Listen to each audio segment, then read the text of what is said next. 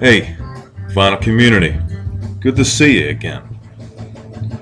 I've got some pickups from Record Store Day, but they're not Record Store Day releases. They are bin records, bin, old stuff, the kind of stuff a lot of us really dig. It's the core of what we are as a collector.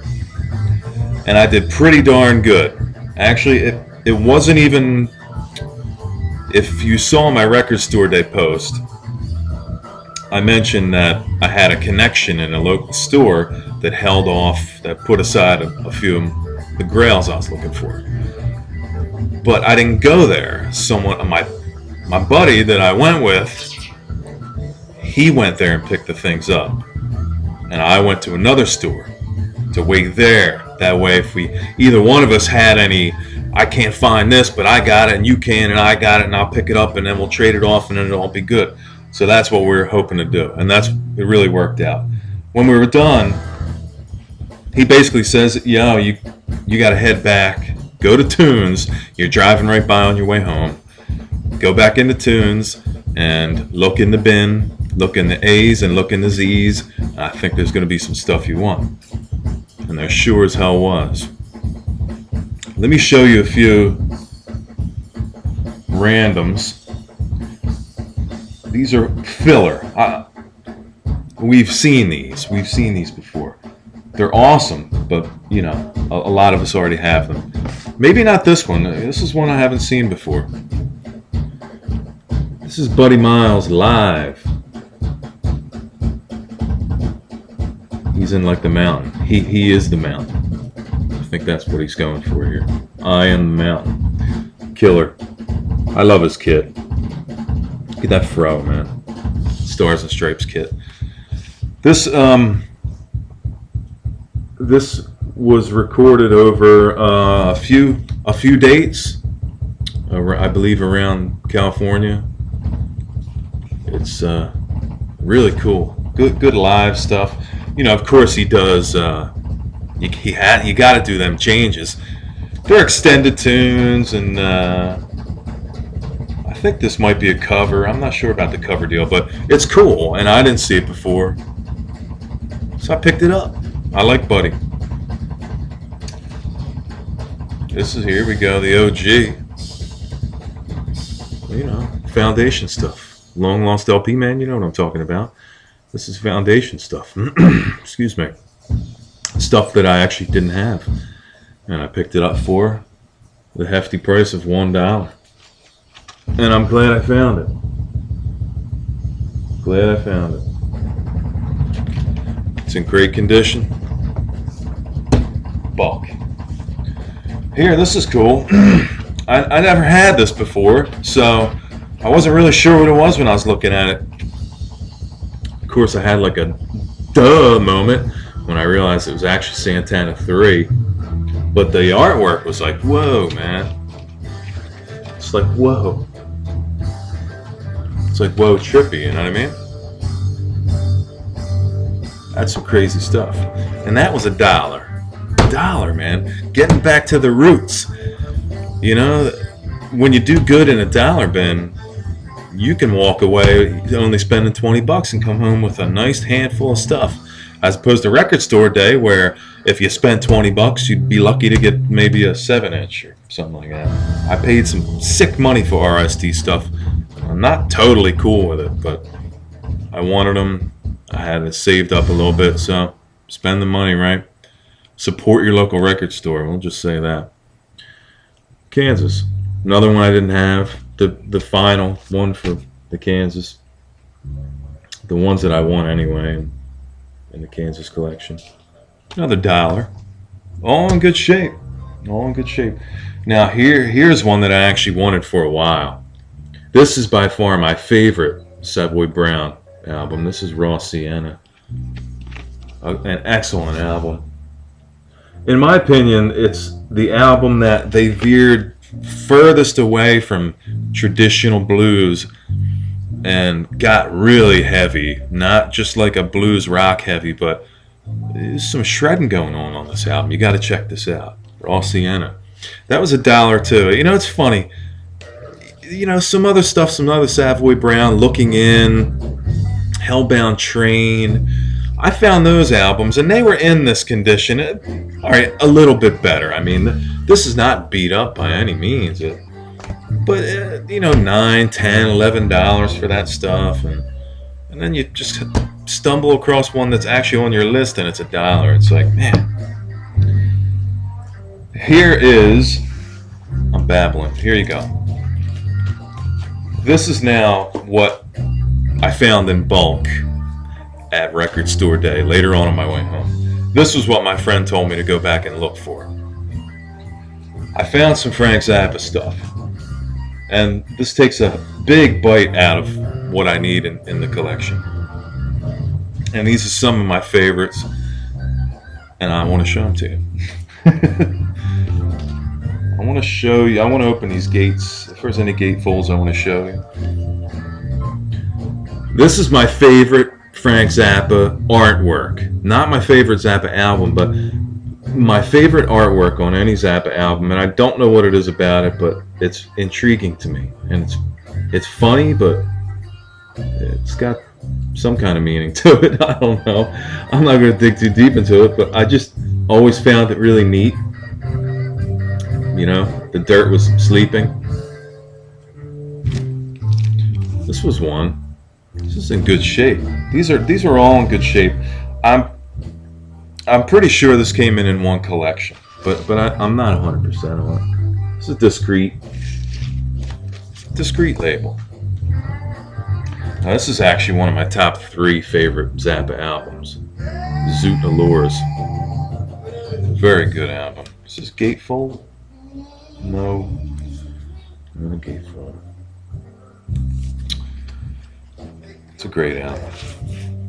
And that's on, oh, wow, boring. Figures it's Warner Brothers. It's going to be the boringest label you can find. Chunga's Revenge.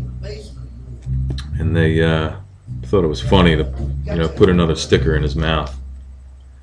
Dude's trying to yawn and you're putting stickers in his mouth, choking him. What's the matter with you? Now this is a gate.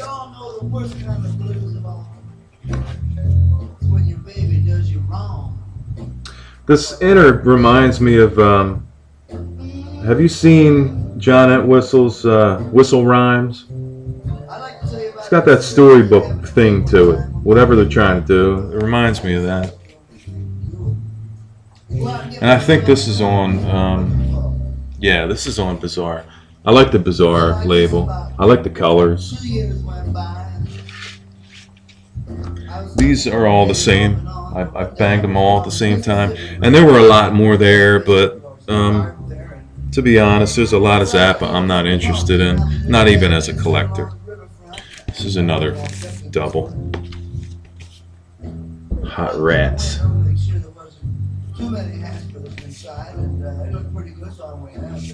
It's another gate.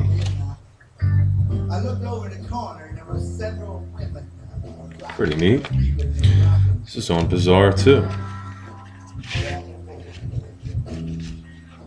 Well, I didn't think much of it, but I got to thinking that one of them gals was pretty familiar. Here we go. There's another one. So I put my coffee down and I It's just another band from LA. It is, right? It was my baby. Right. He's got so many, man. It trips me up sometimes. So I walked up to This her. is another one. I said, I picked these up because I liked them. do you remember me?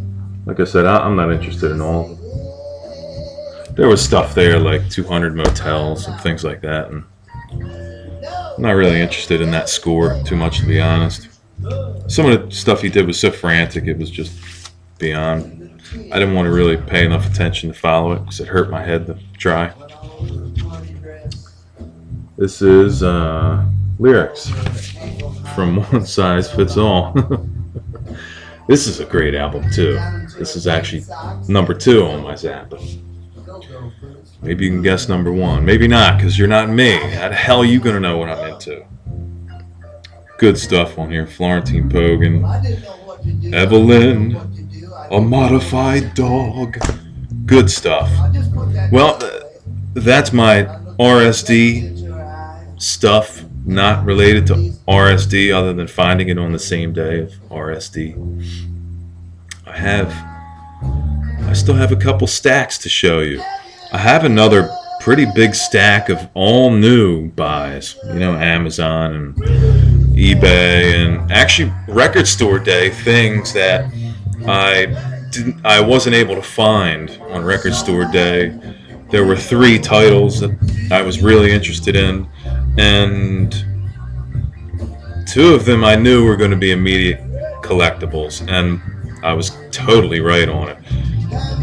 I picked up the Porno for Pyros, the tie-dye.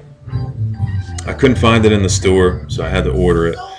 But I got it for $39, excuse me, which is insanely expensive. But again, there was only 1,000. I looked on eBay today, only a couple days later, and it's already going for $79, $85, selling for $79, somewhere between $79 and $85. Same with the No Alternative. I did pretty good with that, I think. Not that I bought them because I consider them an investment, but it sure doesn't hurt to have a little, you know, gold stashed away if you ever did really need it for anything. So I'll show you when my 3 mail order LPs come in, my 3 new ones, when they come in, I will do a whole pull of all new stuff I got from Amazon, online stuff. And then I have another pile left of good stuff, going back to the OG stuff, you know, the original presses and the old standard bin stuff that you find. Not cool stuff, but bin, not brand new stuff in a wrapper. So I'm going to quit acting like a brook and stop babbling. Thanks for hanging out, guys. Oh, by the way, I don't know if you see behind me here, that's my new acquisition of the day. Just happened to stumble upon a client of mine. I talk about music with everybody. All my clients end up knowing all about me because I'm in the music and what I like and albums, and I start geeking out and sounding like a douche. But it worked out this time because he said, "Are you looking for any speakers?" And to be honest, I have 5 pairs of speakers.